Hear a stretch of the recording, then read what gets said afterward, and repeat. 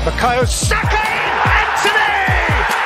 Salah, that's beautiful from Aubameyang! Kane! There goes Haaland. He's on.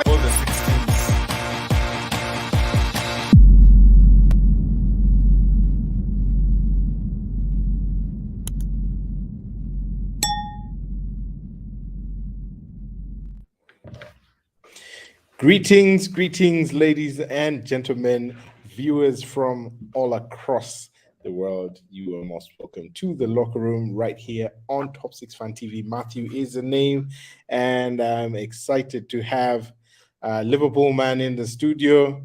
Brian, of course, is not as excited as he looks when he's on a 20-game winning spree, as has been the case in the last 4 seasons or so.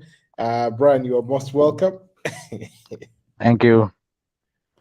Brilliant. And the Arsenal man, Moses Echodu, you are most welcome to the show, man. Say hi to the audience. Hello, and thank you so much for having me here. Fantastic. And without much further ado, we have quite a lot to discuss. We will get right into it. And very interesting results from an action-packed weekend of English Premier League action, specifically involving the traditional top 6. And there will be no other place to start other than at Goodison Park, where Sean Dyche took over from Frank Lampard, who was fired, a little over a week ago. And what Arsenal fans feared came to fruition, because I don't know what to call it, Sam Allardyce football, but Burnley football is also what it is. The Moses and earlier chat here, I showed you saying that the script was written before the match. But we also saw that script was written after the match. 1-0 the result. Interesting result. Former Burnley manager gets his team well prepared for the Arsenal. Inflicts only the second loss of the season for the Arsenal this season. And would you have written that script any differently? Corner kick, set piece, taken by a Burnley player, a former Burnley player, and scored by a former Burnley defender. Interesting result right there. I'll kick off with the Chodu. Moses, tell me, what was were you surprised by that result? Obviously, shocking result for the Arsenal. Surprised? No. Shocking? I'm not so sure. We've been here before, where, first of all, you have a new manager bounce in there. And to make it worse, it's an early kickoff, so to say, and then the fact that Mikel Arteta was dancing around with mind games about the injury status of Thomas Partey. For me, it was all there, and I remember on the show I talked about how it was going to be a very, very tricky game for Arsenal, and I expected that the best result that they could have picked from the Goodison Park was going to probably be a draw.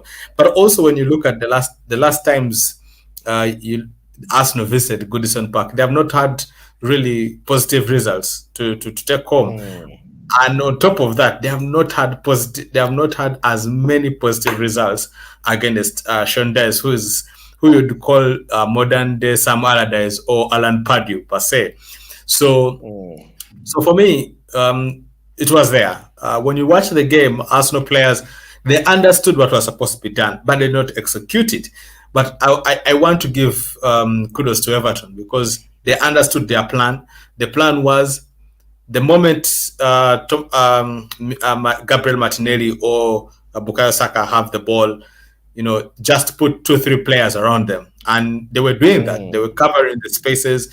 They were making it very difficult for the Arsenal to operate. And I think the biggest challenge that Arsenal had was not having a plan B, because they continued with the same plan that they have always played the entire season with. And I think if they do not change on how they approach games, and I think probably this is where the signing of Jorginho and Trossard will come into play, because they understand the ability to tweak things around when the other plan's not working. So probably that's where Although it didn't work. It did work. I mean, you can't expect, first of all, like Jorginho to have an impact within just 18 hours. It's going to take him a game or two. But now the beauty that Arsenal have is they have had this entire week to just train and focus on preparing for the game on Saturday, and then on top of that, they will have a bit of time to also focus on the game that will be on Wednesday against Man City, a Man City who is mentally wounded right now. So, yeah. Interesting. Do you agree with that assessment, Brian? What was your take from the game? I think, well, maybe I wanted to touch on something around going through the middle. So maybe that's where the Jesus combination would have come into play, because exactly he guys were playing out of side passes, and that in itself did I'll put an element of predictability. The other thing is this hustling. I know Jesus is not the biggest of players, but he does have an element of hustle. He does hustle the defenders that he's up against, and that's not something that our Ghanaian boy does. What's his name? Nketiah. So I think sometimes when you don't have that, this guy is just set up to just frustrate you from the wings. So I think if they'd just done that certain slice through the middle, it kind of now creates an alternative to what they were doing, because it was just becoming too predictable. You give it to Martinelli and he tries to outpace some guys on the wing.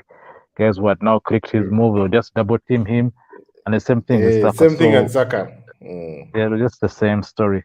So I saw that pattern as like, if a game goes on like this, unless some chap makes a mistake, it's going to. It was looking like a draw to me.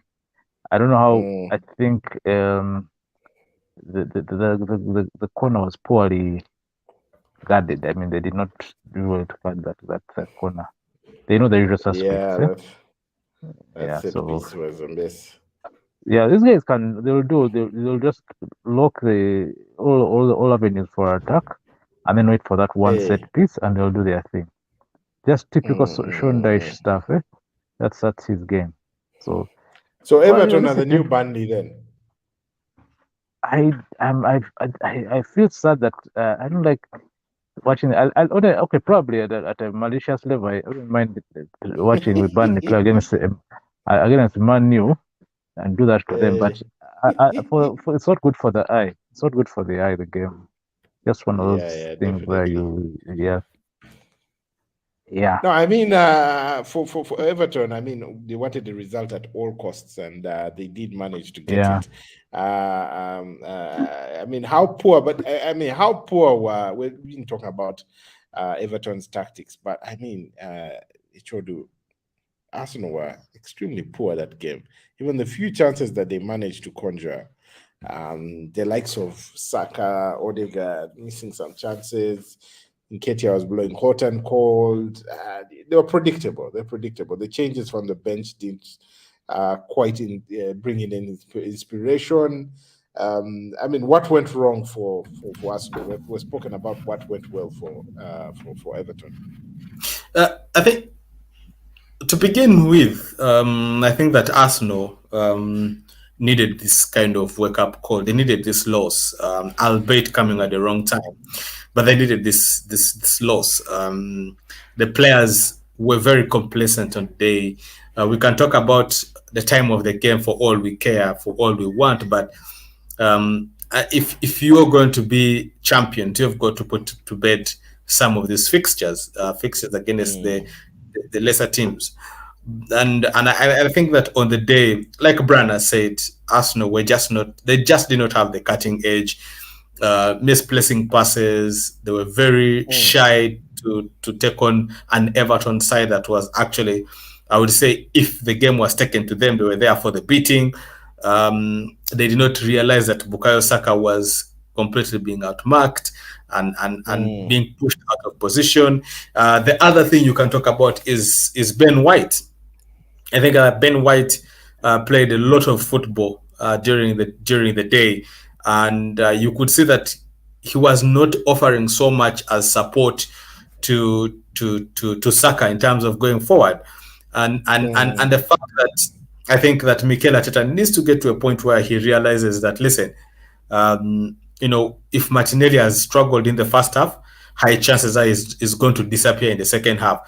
Time to bring in Trossard.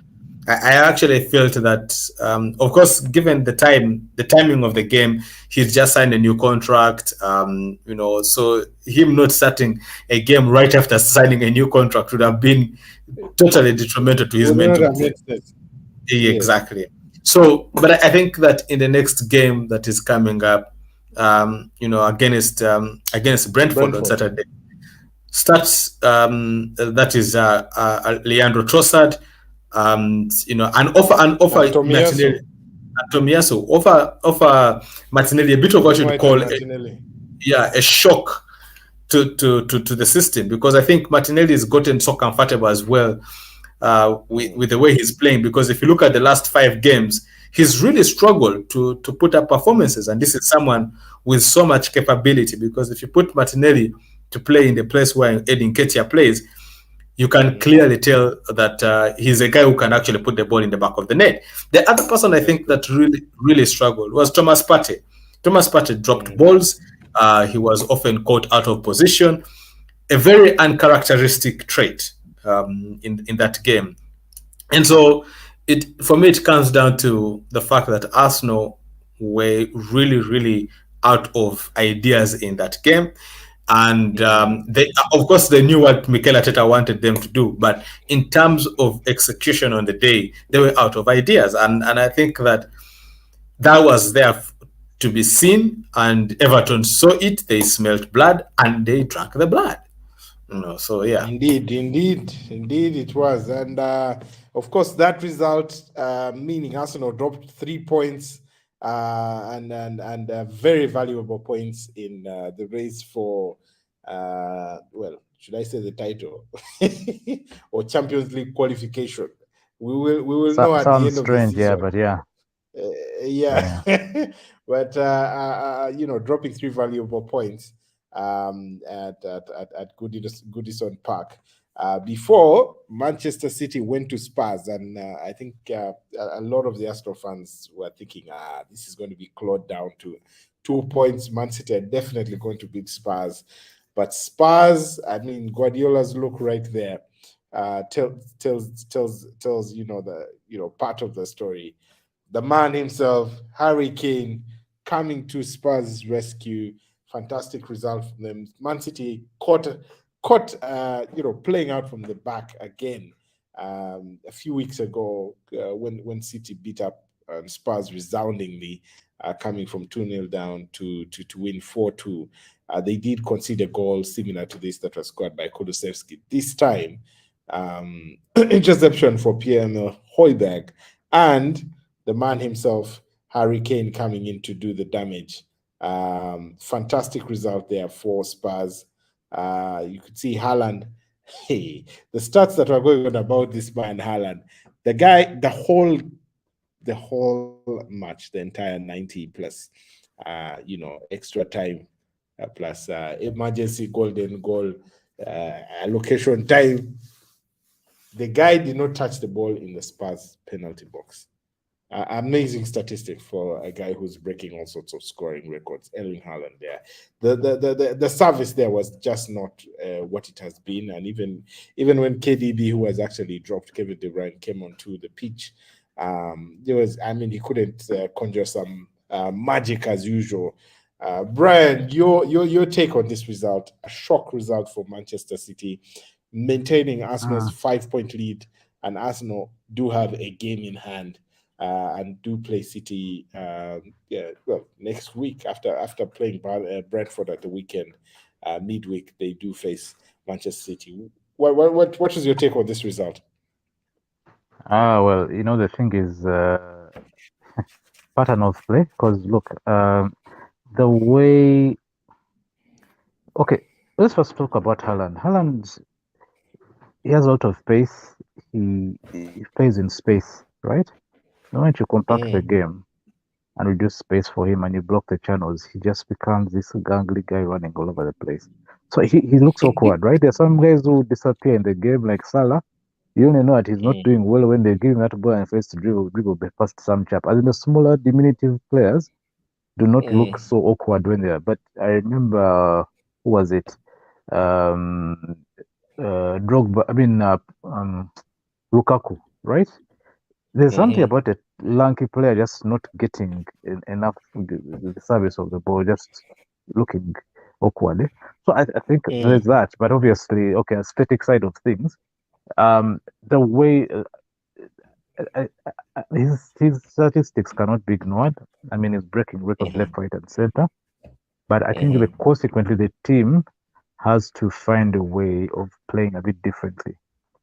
Because if you look at all the previous strikers that City has had, even Aguero, for his size, he was still the traditional number 9 is not something that Mr. Guardiola is kind of attuned to. I realize that people who have played the traditional number 9 positions have not really, even for a while there was even a point where we thought Aguero was going to be sold. I think that very season that Guardiola had come in because he had done without him, right?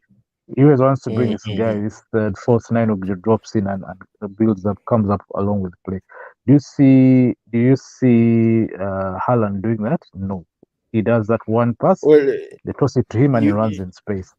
Yeah, so you could argue Liverpool also suffering the same from Darwin Núñez. So, I'll get into that very much. There's a lot of documentation around of how we need to change play.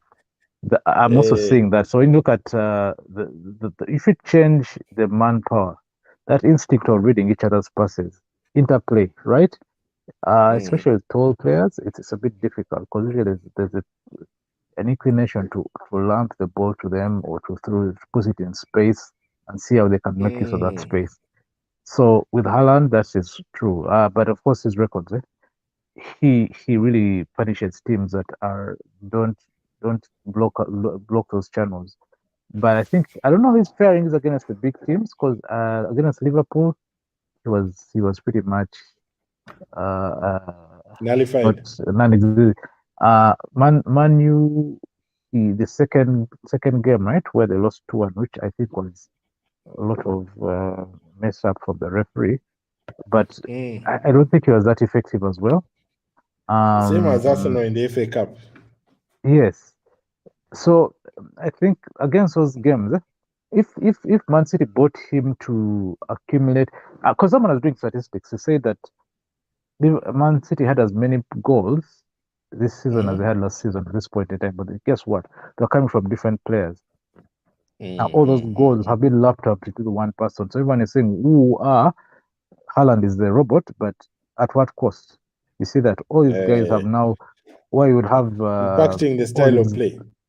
Yes, so all these these box-to-box midfielders that Man City just has a plethora of are not scoring, not shipping in the goals. Of course, De Bruyne does come in with the odd free kick and stuff like that, but you realize that his default position is always looks up and does a cross that ball into to Haaland. He doesn't break into the box.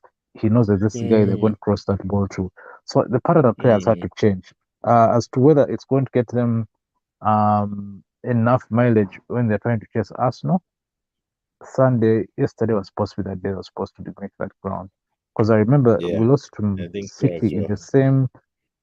Okay, what was supposed to be similar circumstances? I think in 2018, where it was supposed to be 7 points ahead, and then we were just a goal line away from winning, or at least staying 7 points ahead, and we lost that 2-1, very close tie game against Man City.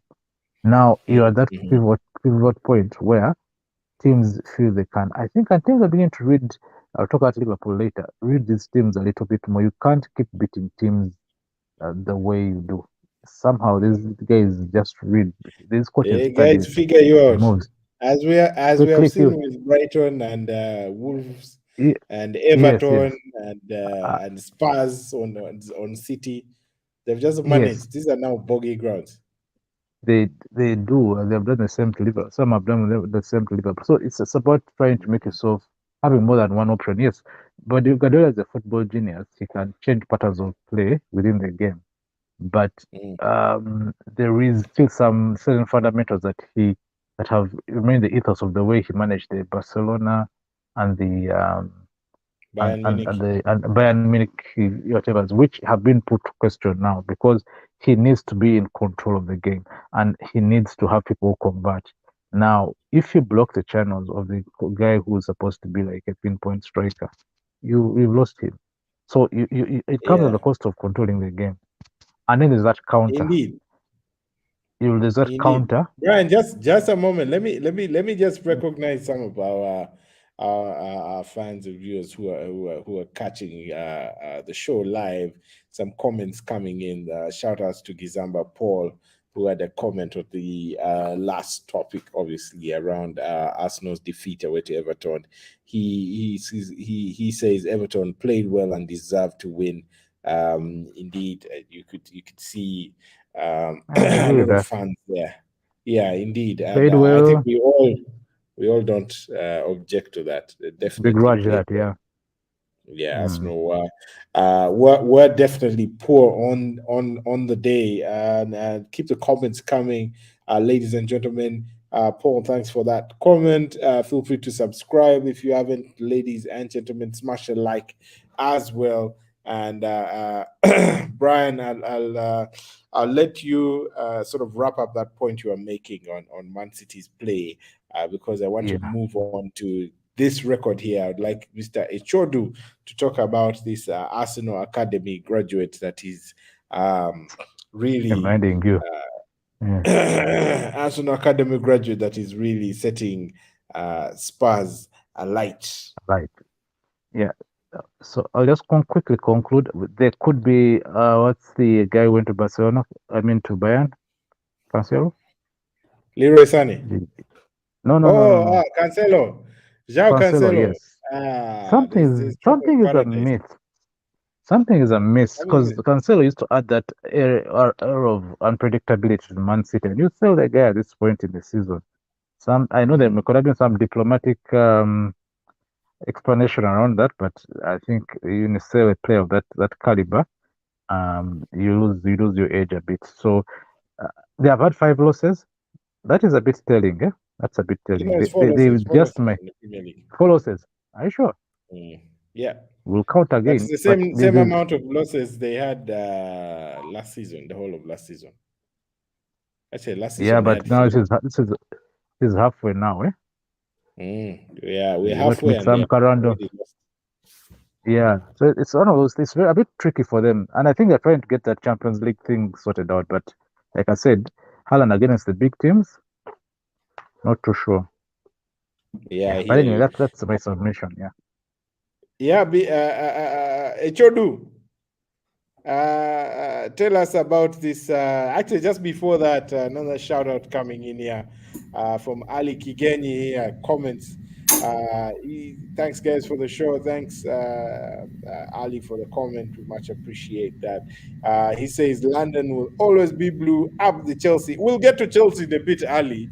Very interesting result. I'm sure the If 500 million pounds that was on the pitch. FFP, yes, FFP notwithstanding.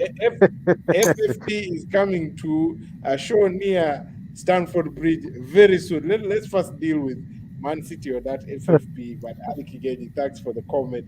Do feel free to subscribe, and the rest of you guys in there, smash like on your screen and keep the comments coming. Yeah, Mr. Chodu, Harry Kane scoring goal number 200 and what was that? Was it 266? Breaking Jimmy Greaves' record, the legendary Jimmy Greaves for for Tottenham. He is officially Tottenham Hotspur's all-time record goal scorer. At the same time, netting his 200th goal in the English Premier League, only behind Wayne Rooney on 208 and the great Alan Shearer also on 260. I'll get my number right, but in the 260s. So fantastic result there for Harry Kane. And I mean, more, Chodu, your take on that milestone for Harry Kane. My only disappointment with Harry Kane is that he seems to be in love with mediocrity, because I'm hearing talks of him wanting to renew contract with Tottenham Hotspur. Oh. That is just absolute madness. But in terms, but I think when you look at Tottenham Hotspurs on the day, first and foremost, we need to realize that Everton. I mean, Spurs is to Man City what Everton is to Arsenal. For the times that Man City have traveled to Tottenham Hotspur, they have struggled to pick up a positive result, and so it's not surprising that they struggled against Tottenham yesterday. I mean, when you look at also the way that Tottenham set out to play, they actually purpose themselves to pick up a positive result. Whether they're playing for Conte or they're playing against Conte is a discussion for another day, because this is not the Tottenham Hotspur that had been playing the last 5-6 games. This was an entirely different Tottenham Hotspur. If Arsenal had faced this Tottenham, probably the results would have been different. But the way they played against City yesterday was, one, very organized. They sat back, they let City have the ball, and they knew that they could be able to take Chelsea on for pace. And indeed they did that. They took Chelsea on. I mean, they took City on for pace. They utilized their spaces, and I would say that Ederson played a critical role in making sure that result remained very, very, very, very decent. Also, I think Spurs were wasteful on the day. They could have had 3 or 4 goals scored on that yesterday, but they're a bit wasteful. As for Erling Haaland, he enjoyed the first half of the season with his unpredictability that he was bringing into the league. But what we have seen in the Premier League is that the moment the coaches start studying you and understanding you, they will always find a way of making sure that they shut you down. And we've seen that what the teams have been able to do is cut down supply. You've cut down Erling Haaland. Just like Brana said, Erling Haaland does not possess that ability, to be able to track back and offer support and offer a different dimension of the game. Something that we could say about Gabriel Jesus. He's able to, if he's seeing that Gabriel Martinelli is struggling, he drop to the wing and allow Martinelli to drop into the center so that they can be able to offer a different kind of area of play. And that's not Erling Haaland. Erling Haaland is your go-to guy. And you could argue just on the point, while we're on Harry Kane, you could argue that Harry Kane actually does that a lot better and offers that. Yeah. He has that in his locker. Certainly from last season, he did drop in quite a bit, and there was a major reason why Son got as many goals as he did last season. Totally, because he understands that his game probably that's an advantage of sorry.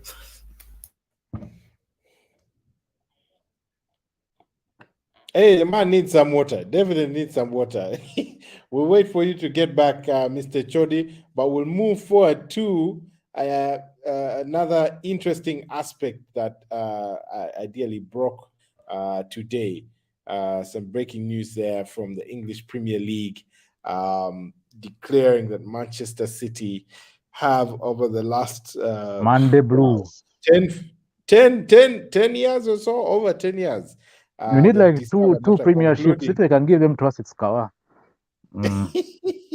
Of course, the Liverpool fans would like the trophies to be handed over from that time, but over the last 10, 15 years or so, well, 12 years. The Gerrard slip, that was guilty of guilty of financial fair play breaches, doping, and apparently doping. And I mean, this is a credit here to Sky Sports, snapshot of the punishments that the independent commission that is now hearing the case, which will be in private, that has been set up by the Premier League.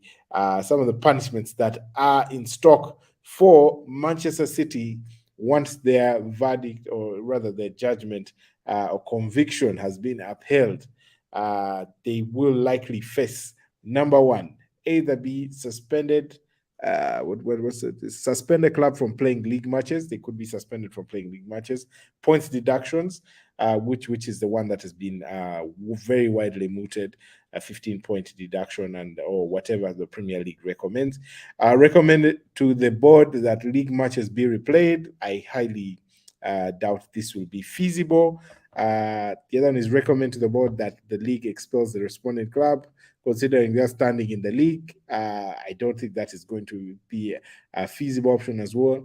Order compensation, cash money talks, has a huge fine. I think this would definitely come in addition to any other punishment, like a points deduction. There will definitely be a big fine for Manchester City to play.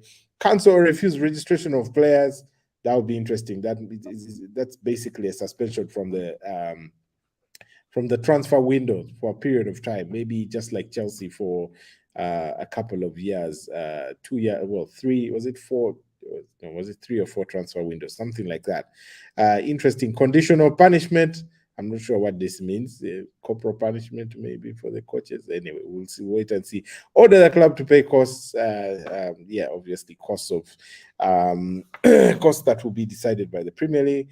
And the last one, make such other order as it thinks fit. Basically, another form of punishment that we may not be seeing. But this broke today and has set the internet on fire. People are expecting Manchester City, especially, to be docked a massive amount of points. But it does appear that as this independent commission goes about hearing from Manchester City's response and the Premier League's response, there will definitely be a bit of time. Even if Manchester City is punished, this may spill over to next season instead of this. Worst case scenario for Man City, they get a 15-point deduction with like 10 games to go or 5 games to go. That will definitely kill off their season, and how the other teams would like it. Go to Brian, very briefly, your take on this. Manchester City in the Europa League next season. The worst thing is, I think the biggest potential consequence of this is Guardiola, because he was once quoted saying that if the senior management of Man City told him lies, he would just walk. And he's a guy of his word. I mean, he can't. I've seen him walk away from a Barcelona that, even up to that point in time, would still have won a few more trophies. He just, amidst all the pressure he had, amidst all the pressure that he was dealing with, he left. So I think this would be too much. It would be the straw that broke the camel's back if they're found guilty in this case.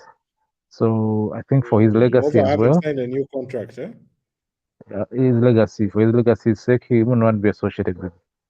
I mean, if he stayed, he would just say, "You guys just continue the financial doping team." So he's that kind of guy. I didn't want to just change his word. But then, of course, that's the biggest issue, really, because these are things we can blow over. I mean, even us, Liverpool, we could go back to the drawing board and even avoid Europe and try to get ourselves to start playing again next season, right? But the business of losing the coach who's supposed to be who has formed the ethos of Man City for the past 5 seasons plus, that's a tricky one to navigate. And I think that's the biggest consequence of this, if anything happens. There are things that can be navigated. I don't think they're going to suspend them, but Guardiola is the biggest risk for Man City now, in my opinion. Interesting. Thanks, Brian. Hey, Chodu, advantage, Arsenal? First of all, I don't know if you're a Chelsea fan, if you're a Liverpool fan. I don't know how you feel about this. If City are docked 15 points, they will be number 8. They will still be ahead of you on the league standing. Liverpool and Chelsea. Yeah, and I saw someone say that forever London is blue. I mean, if you can still not best a team after they have been docked 15 points, you may need to revisit yourselves after spending 600 million. Anyway, of course, if the docking of points were to be implemented now, definitely advantage to Arsenal. And I think I told someone that if that were to happen, it would be a clear indication that Arsenal fans have sacrificed not just a pink goat, but they might even have sacrificed the queen for this Premier League title. But away from that, Man City have come out and stated that they are very surprised by the news, because they have done everything possible. They have provided every single document that the Premier League has required of them, and they are hoping to work with the independent body that is being set aside by the Premier League, and they're going to see how best this can be put behind them, because they believe they are innocent. But you cannot be investigated not once but twice, and you still say that you're innocent. And some of the things that the Premier League has raised are very interesting, because the Premier League talks about how Man City has not reported, they did not report credible information regarding one of the managers in terms of how much he was getting in remuneration. They underreported his remuneration. They talk about how some of the sponsors that were gotten for Man City did not have existing administration. In fact, as a matter of fact, one of the things, I think it's Masdad, which is a climate activist group that was sponsoring Man City, is actually considered to be a shell company that is owned by their chairman. And already that means that there are shadows being cast into that. So I think Man City will find it very difficult to dig themselves out of this grave. And we can talk about the implications of this to the likes of the trophies that they would have to lose in case they are found guilty, because now Liverpool will be rubbing their hands in terms of excitement, and Man United fans as well. But you have to look at where do they go on from here, because you're going to see a player exit revolution. The first time this came out, I remember it was 2018, 2019, when Man City were first accused by UEFA. The first time that happened, there was players threatened to quit the club. But now you're going to find it very difficult for Man City to hold on to these players. The likes of Kevin De Bruyne, the likes of Ilkay Gundogan, the likes of talk about the likes of Mahrez and the like, are going to be forced to leave, not because of anything, but they don't want to associate themselves with a club that is really, really fighting for its image, not for purposes of pitch or anything, but because of financial fair play. Ultimately, meaning that their futures are under scrutiny as well. So, and Brian talks about Pep Guardiola. Pep Guardiola has always been a man who wants to be in a clean environment, and I think that they will be very lucky to have him next season. They will be extremely, extremely lucky to have him next season. I think he will consider mutually terminating that contract after May, regardless of anything, because unfortunately for City, they do not have the safety net of the courts of arbitration that they had when UEFA sent them to court this time around. Yeah. They do not have that protection. The Premier League also says that this the lifespan of their allegations do not have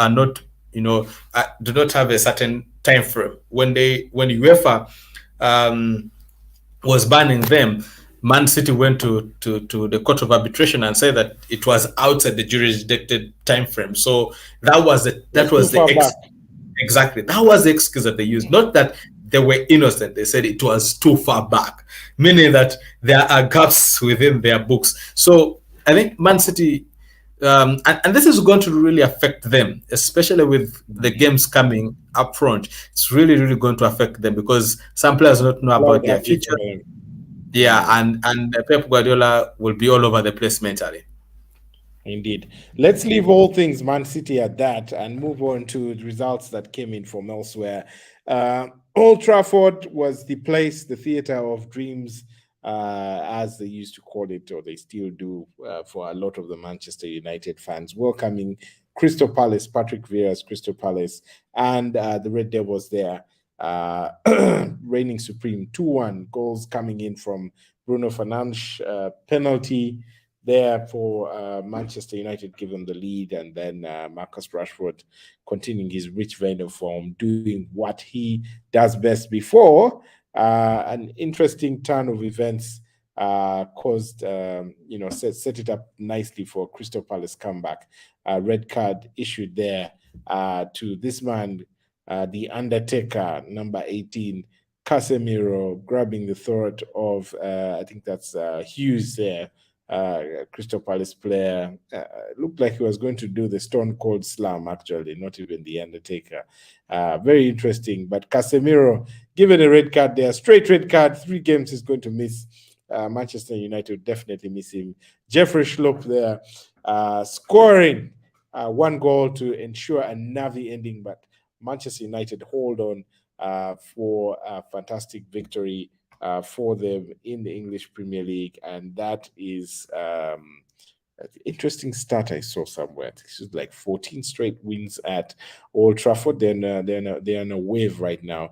Brian, your take on that result very quickly, and what that means. They're up to 3rd, 3 points behind Manchester City, the same number of games played, 2 points ahead of Newcastle, who are in 4th, and also drew. We only discuss Newcastle when they win. For now, they drew. So, but still on 4th place, and Spurs, that win taking them to 5th spot on 39 points. Brian, your take on this very quickly. We're actually fast running out of time, but your take on that. I think that they've learned how to play to win when they're playing badly, which is or not playing as well, which is a positive for them. Marcus Rashford is not the same chap we saw last season. I think it was a confidence issue.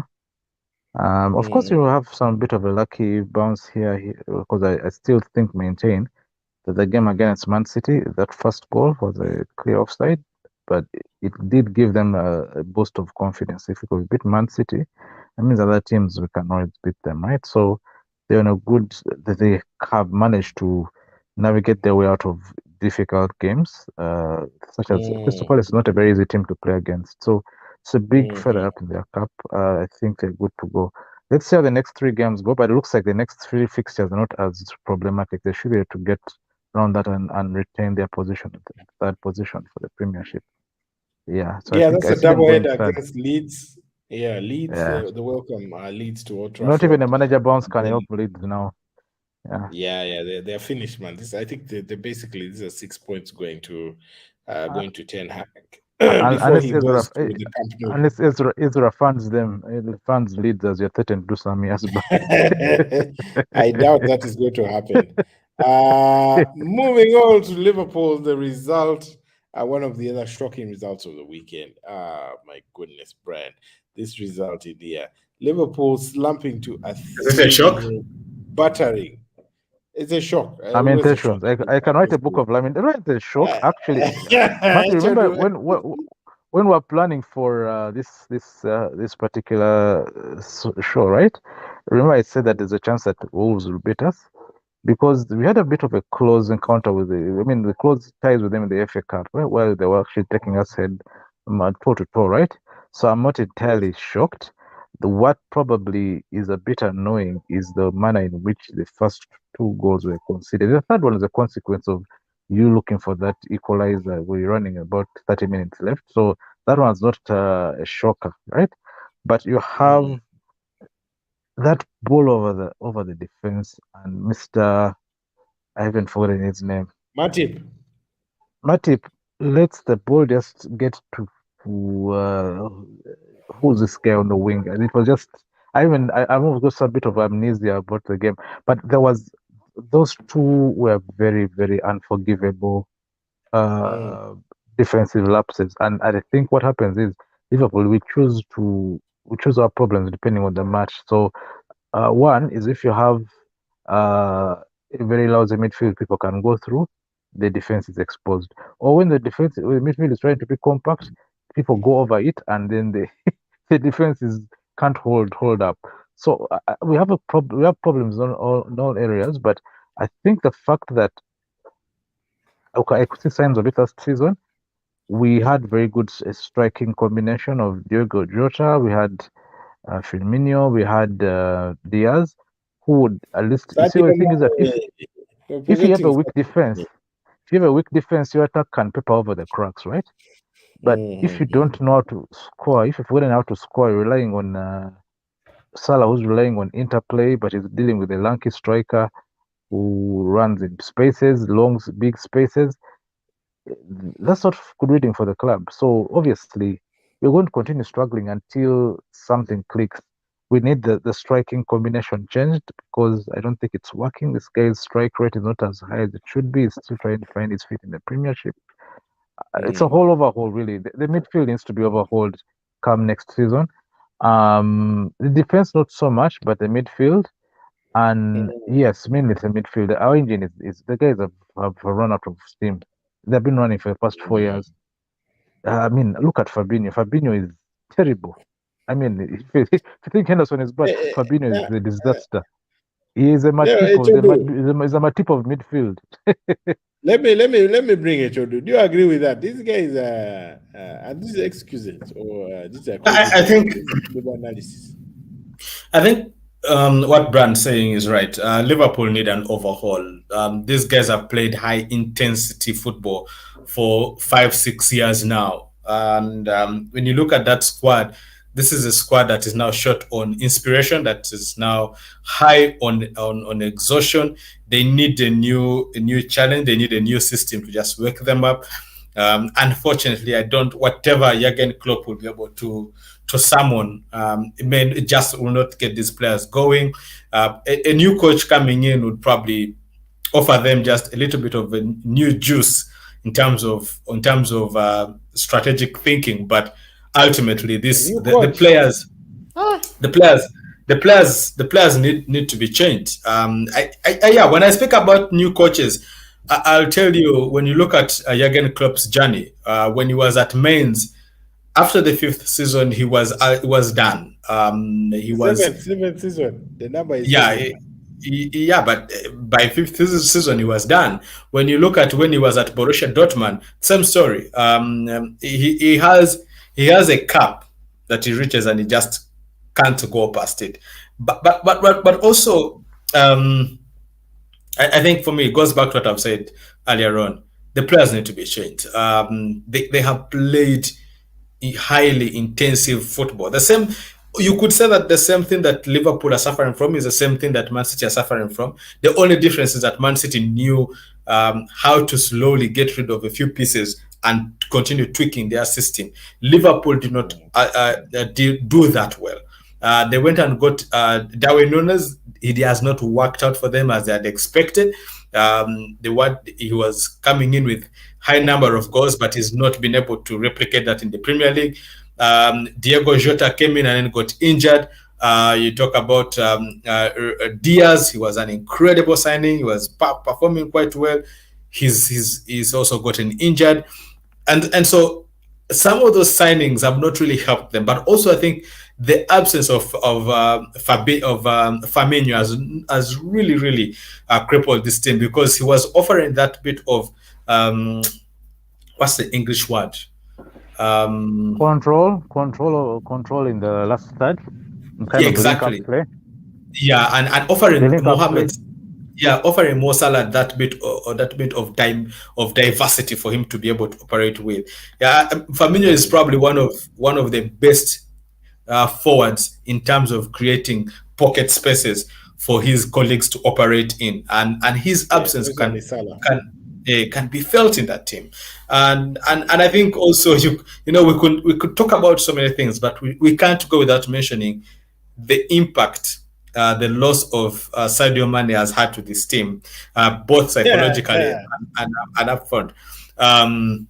Liverpool fans have been avoiding that one, even Klopp. You can avoid that conversation for all you want, but it is the truth. So, but Bran is right. This team needs to be tweaked. Van Dijk is not the same Van Dijk that we were seeing 3-4 seasons ago. But You he know, hasn't and then you played. look What did he play? when you look at that backline, it's not the backline that is going to push Liverpool to a title.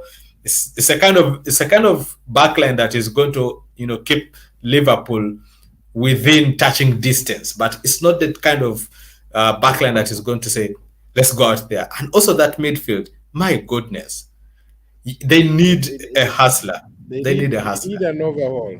No, Brian, Yeah. I can see proper. Brian saying no coach change. He's Yeah, that's definitely that would be opposed to that. disastrous. We cannot afford to do that. I know people use that back seven historic whatever, but you see the thing is the coaches that use a lot of mental strength to get past obstacles. I think Klopp is one of them. He does have a propensity to burn out. But if you notice, and I'm not trying to say that this guy is a Ferguson or is Fergie, but Fergie had to reinvent himself because he had to contend with a young Wenger at one point. He had to contend with the Mourinho, the greatness of the guy. So he was able to outlast them. I don't think Klopp can do that. Yeah, but I think he still has like 2-3 more years in him. What I think, I don't know how Pep Linders, why was he writing that book and publishing about the intensity?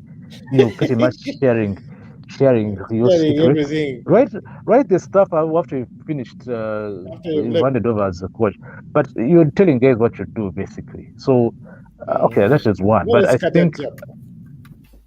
just that overhaul is needed. We just need some more, especially in midfield. There will be something going to be a bit Indeed. different. Yeah. We have to leave Liverpool issues at that, and we'll just pray for them. As you can see, Trent Alexander leading the praise and worship, but we will pray for him. Klopp not looking himself, and of course, 600 million pounds from Chelsea, plus on display at Stamford Bridge as they welcomed Fulham for a little bit of a London derby, and that one ended goalless. Record signing there, English Premier League record signing, Mr. Enzo Fernandez.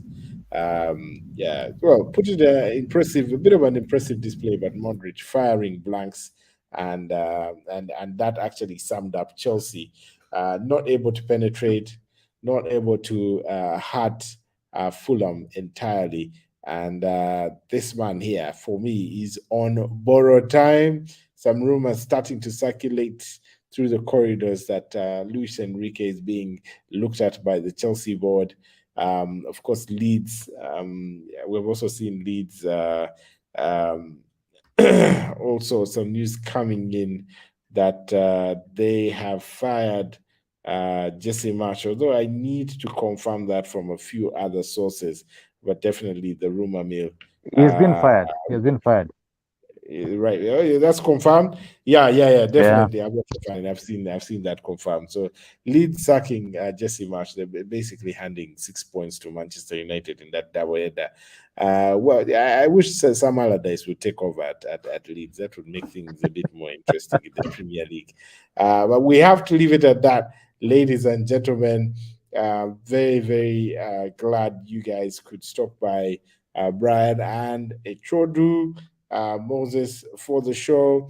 We definitely will be catching up next week, same time and same place, ladies and gentlemen who are in the virtual audience watching this. Feel free to hit us a like button. Feel free to subscribe and leave your comment, even if you're watching this a little later on or you're not watching it live. We'll be glad to have your views on that. Do have a good rest of the week, people, and take care. Cheers. All right.